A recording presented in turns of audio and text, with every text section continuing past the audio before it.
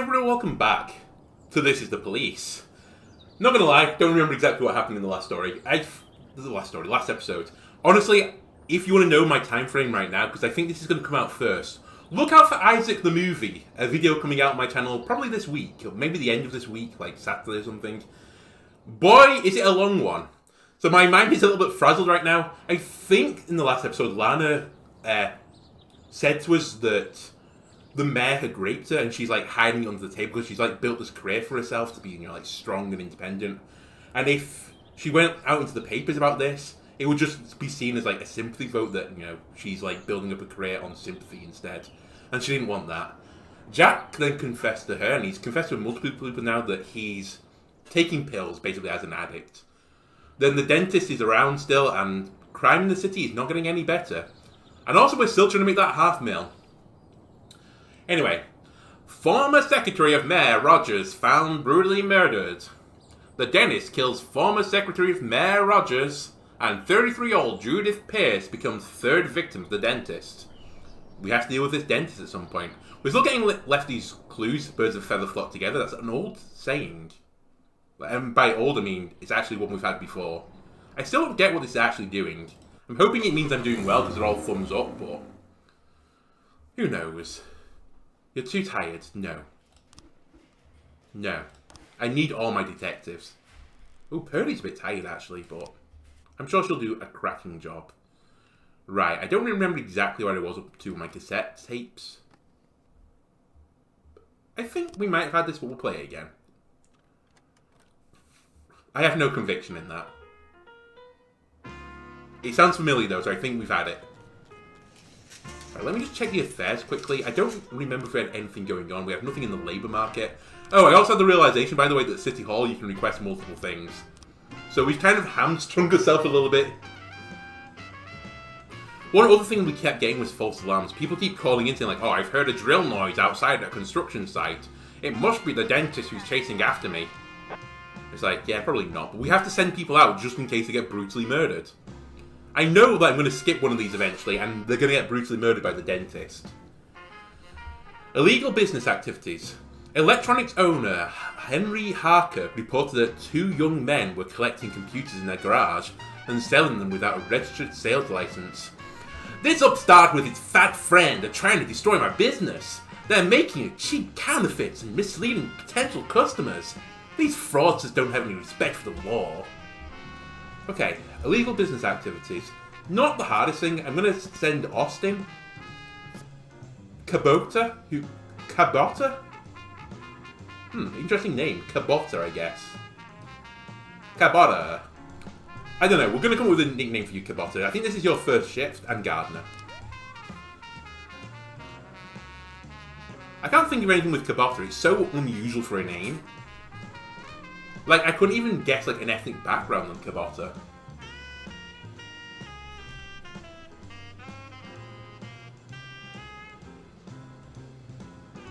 Anyway, I don't know how Robert feels about us right now. Like, he told the press that we're dealing with the dentist behind closed doors. So, hopefully things are smoothed over. Disorderly conduct City Hall. A woman entered the City Hall carrying a basin, proceeded to the restroom to fill it with hot water, and took it to the front desk where she proceeded to wash her hair. The guard on duty called the police. Apparently the woman is protesting the fact that her home has been without hot water for 2 months, and the city has failed its promise to fix the promise. Honestly, based. You know what, Robert, can you deal with this? I'm surprised it lets me send one person out, actually. Because they said they weren't before because of police brutality. Anyway, in the garage they're doing some work that's making a lot of noise. No one answers the door. Turn on the siren in the loudspeaker and demand that they open the garage doors. Forcefully knock on the door or break down the door. Forcefully knock on the door. There's a few students sitting in a jumble of computer circuits soldering something. What's going on here? Let's go down to the police station and discuss what you're doing here. And you pies are getting shut down permanently. Let's go down to the police station and discuss what you're doing here. You know, maybe they're not committing a criminal offence. Anyway, they've been caught. I guess it's for the jury to decide if they were up to no good. They might, for all I know, just have like a side business of fixing old Game Boy cartridges. like the Pokemon games, because they have an internal like clock battery which eventually run out, and they're soldered into the cartridge. So you know, you have to have some decent electronic skills to fix that. Anyway, well done, Robert, to fix for dealing with the woman who was based. So far, pretty quiet night. Shift B honestly got shown up a bit by Shift A in the last episode. Probably the only time this has happened in the series that we had a really tough time with on Shift B. Anyway, surprised we haven't had any more detective work from the dentist. We have to be careful with SWAT now. I think we've got 3 uses of SWAT right now. But we need SWAT to do the dentist first, like, view. And then when we have to guess the site that they're at, it also needs the SWAT team. So the more uses I get of that, the more likely we are to, like, succeed. Right, reckless endangerment in the city centre. A passerby noticed a suspicious worker carrying a drill dangerously close to the roadway. He pulled his helmet down over his eyes, but I never forget a face. I knew right away I recognised him. It's the dentist. And he looks like he's about to jump out on the road and start drilling people right in the cars. I mean, he's not ever done that before, so this is highly, highly likely to be wrong. I will send Austin, Kabota, and Roka. I'm not sending SWAT.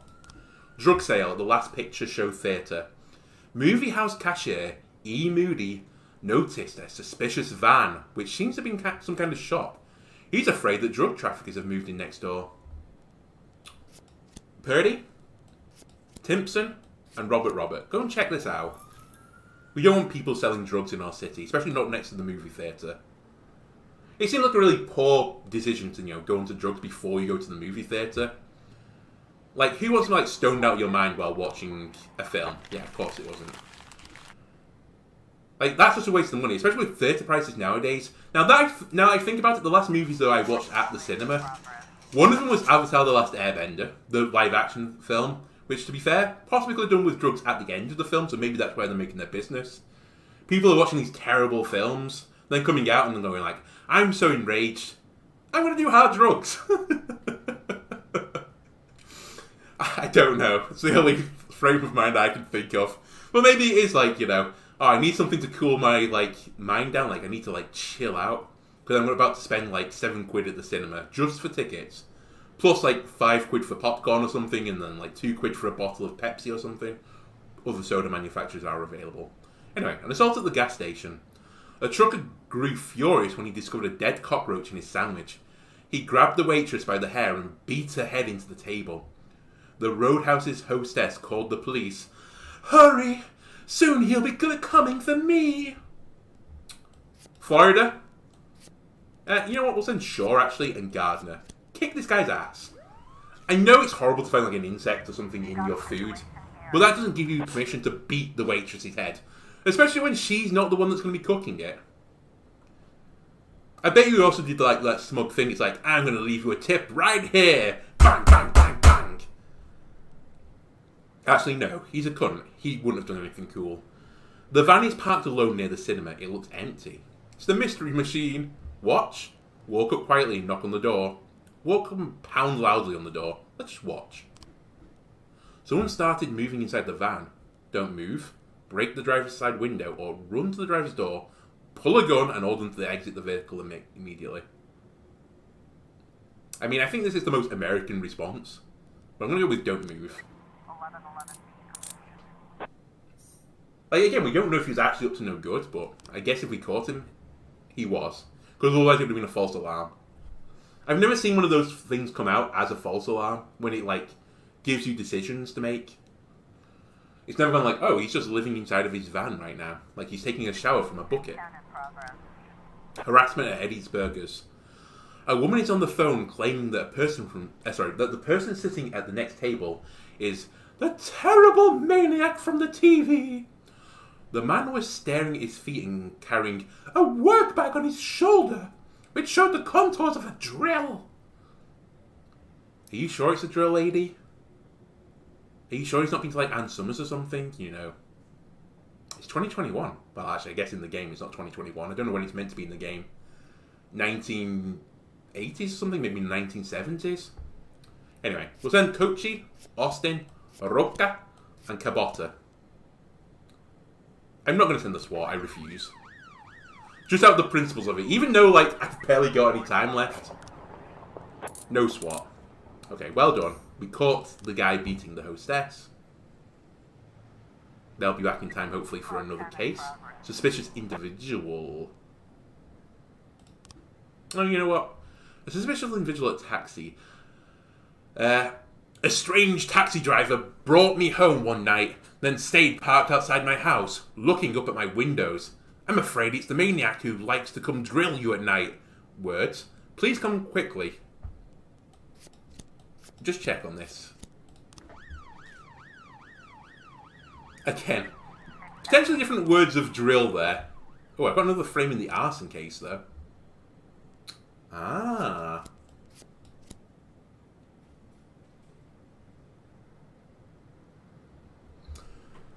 Man comes in. Man cuts power.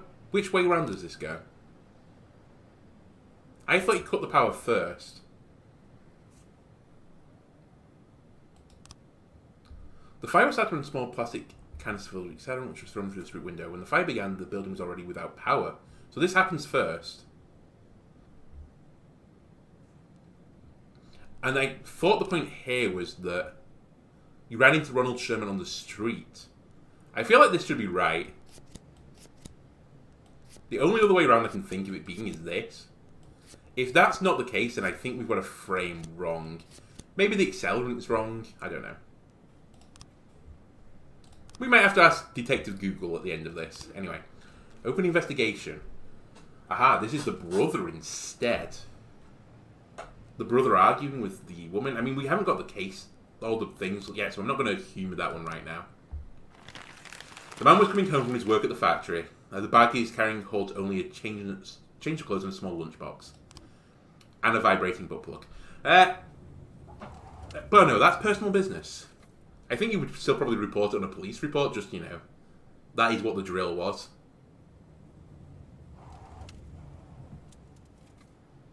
Well done, Shift B. The taxi driver was taking his break and enjoying his sandwich he bought from home. There was no drill in his car. Again, not surprised. But we had the manpower to deal with that.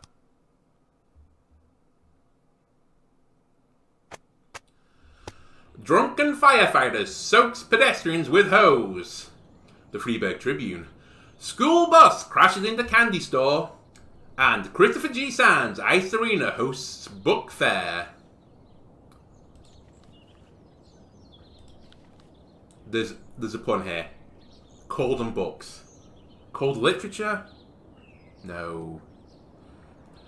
The cold hard facts. Book hard facts? There's something here. We'll think about it. Oh. Bowling didn't come to work today. My friend just crashed into someone's car at an intersection and she's in a terrible panic. Can I go help her out?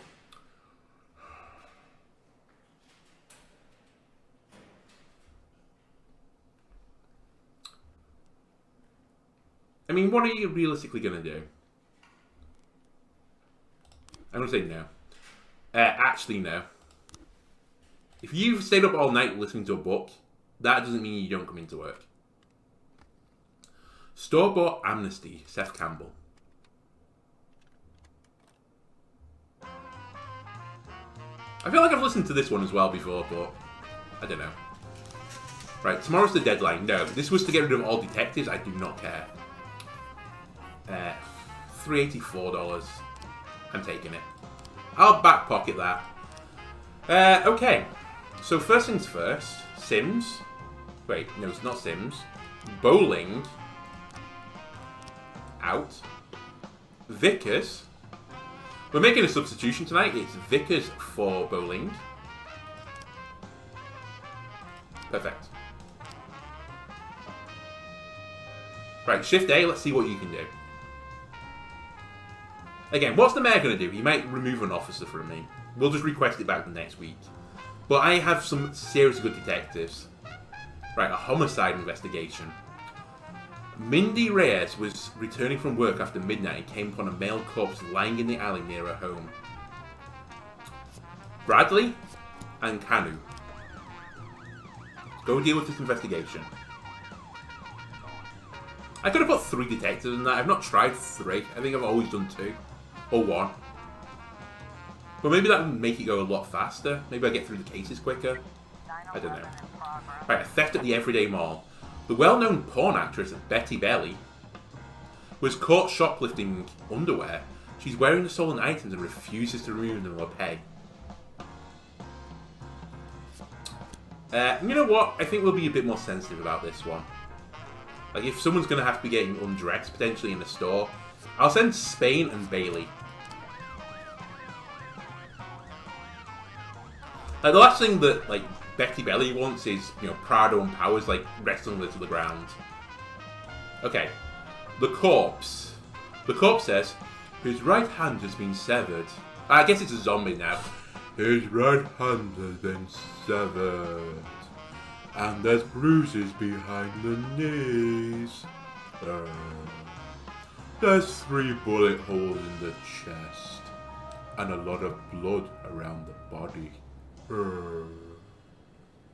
Or something along those lines. Again, how the zombies talk, they don't really. Mindy Reyes, the waitress. I didn't recognize him at first, but it's my neighbor, Edgar Sanchez. I often met him with a tough, dangerous-looking woman. They're always fighting loudly. I remember she was ugly, with a tattoo of an AK-47 on her neck. Okay. Mr. Jones. I woke up to heart-rending screams, but when I got out of my box, everything was quiet. I only saw a man from behind. He had a gun in his belt, and he's got one of those expensive cars. He looked like a man, but he had long hair, so who knows about his prick? There's lots of those around. Excuse me, game. Not appropriate. The other day I saw Edgar Sanchez arguing in the street with some weird guy in the hood with a cane. The guy poked Edgar in the stomach a couple of times with his cane, and I thought about calling the cops, but they just shook hands and went their separate ways. Sanchez has always paid his rent on time, and in cash, though I don't think he had a job. I think he was into drugs and maybe something else illegal. The medical examiner. The hand was separated from the body while Edgar Sanchez was still alive. Horrible. The smooth edges on the wound indicate that it was inflicted in one swift motion. The bruises in the popliteal region were from a hard object, like a nightstick or a club. Apparently the culprit first forced his victim to the ground. Okay, so he was arguing in the street with the weird guy in the hood and the cane.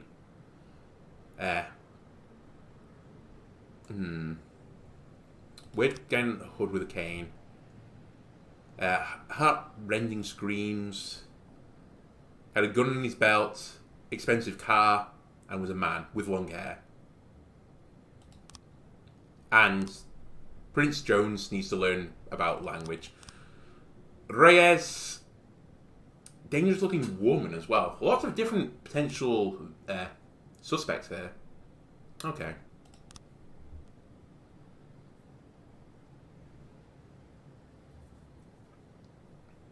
Alright.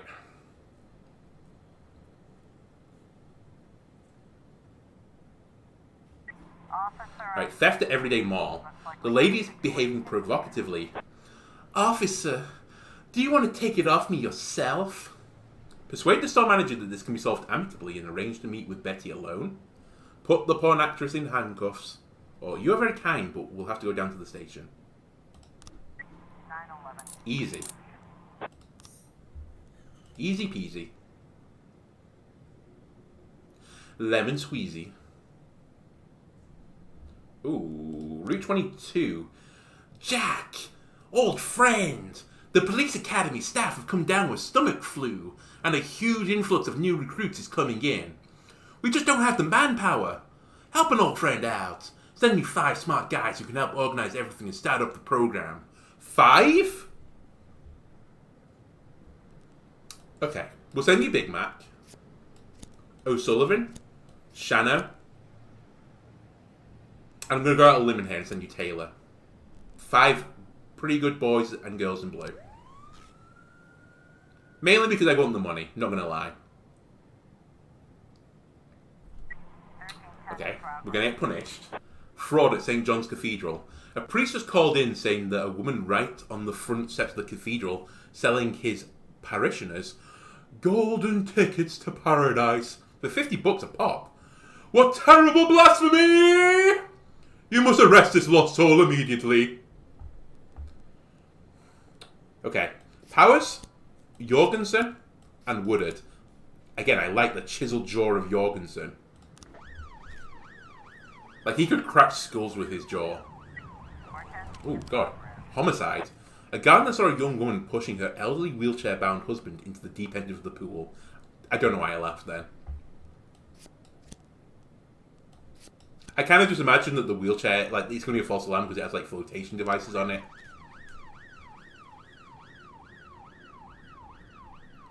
But getting a little bit, like, little bricking with that sketch. Right, the report. Chief, it was just a crazy day. We were glad to have a hand in shaping our future officers. To be honest, we had a lot to learn, especially MacDonald and O'Sullivan. They were awful. The captain even forced them to stay behind for retraining. Ah. Well, that's half of Big Mac being retrained, but I'm not too upset by that. Maybe they'll get more stars. We've got a situation here. There's a woman standing on the steps of the cathedral. A long line of people are waiting to speak to her. If only it was so easy to go to paradise for $50. I mean, maybe you can do it with EasyJet, I don't know, but you'd probably have to sleep in the overhead compartment or something. I say sleep, sit. Badge her and ask her for a discount. Take a turn and watch what's happening, or tell the woman you need to get her to the station. The perp yells out, "Police!" and throws the rest of the golden tickets into the crowd, then runs away. The crowd of people trying to grab more tickets are hindering the police. In the name of the good Lord, stop. Use a nightstick to clear a path. Out of the way, you're interfering with police business. Oh my god, that actually worked. I was 100% certain that was escape. Anyway, get back quickly. We only have Bailey at the station right now. Okay, well done, Prado in Spain.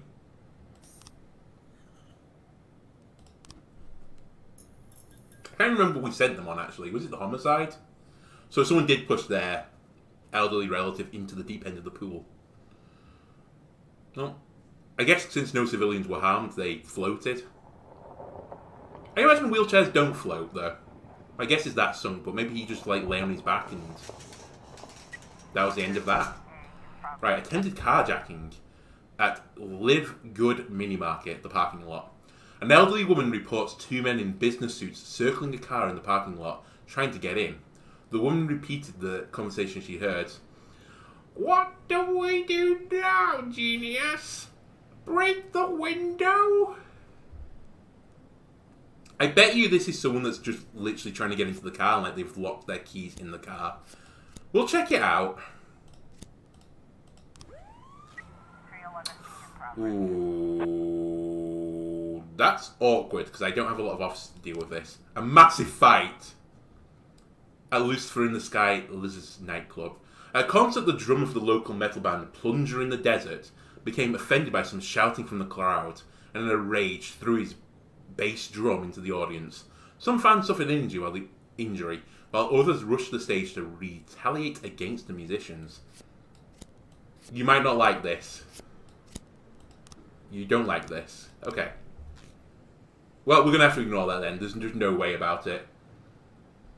By the way, Shannon, McGillicuddy, and Taylor, why did you not come back? You didn't get kept behind. Oh my god, another massive fight. I knew it. Oh my god, what is going on? Suspicious individual, a residential area. Shuang Mao was taking out the trash when she saw 4 men in expensive suits knock on her neighbour's apartment door, then go inside. One of them caught sight of Mrs. Meow. He approached her and politely asked to forget everything, warning her that talkative people often have untimely accidents. Soon afterwards, the sound of screaming and muffled gunshots came from her neighbour's apartment. Will you two go on this? They will. Prado, I'm asking for a miracle here. And honestly, the 3 or 4 guys that are coming back, again, another miracle. Okay, we have more frames in the homicide.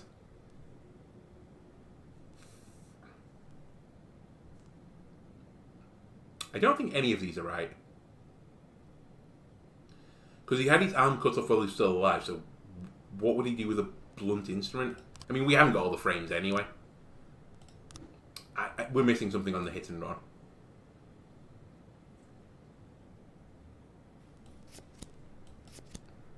Like, I felt like it was this.